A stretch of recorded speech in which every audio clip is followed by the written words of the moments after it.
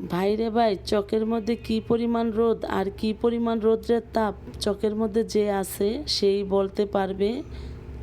আমি কিছুক্ষণ সময়ের জন্য চকের মধ্যে আলু কুড়াইতে গিয়েছিলাম। তো আলু কুড়াতে গিয়ে রৌদ্রের তাপে আমাকে অস্থির করে ফেলছে, তাই তো চলে আসলাম খালার বাসায়। আসসালামু আলাইকুম, সবাই কেমন আছেন? আশা করি ভালো আছেন। তাই যাই হোক, এখানে কিছুক্ষণ রেস্ট নিয়ে চলে যাব বাসায়। তো এর আগের তারিখে এসে দেখি এই মাচাটা কে যেন ভেঙে ফেলছিল। এই তারিখে এসে দেখি মাচাটাকে ঠিকঠাক করে নিয়েছে, যেহেতু গরম এসে পড়েছে তাই। এবারের সবাই এই মাচাটার মধ্যে বসে আল্লাহর দেওয়া বাতাস খায়।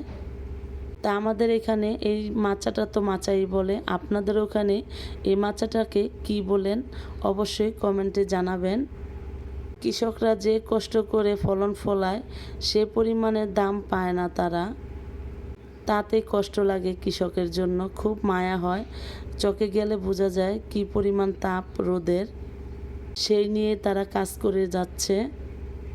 তাই যাই হোক, যাদের যে কাজ তাদের তো সেই কাজটা করতে হবে, আপনি আমি বললে তো হবে না। মায়া করেও কিছু করার নাই। তবে দোয়া করি সবাই সবার দাম যেন পায়, কাজের মূল্য পায়। তো সবাই ভালো থাকবেন, সুস্থ থাকবেন। আল্লাহ হাফেজ।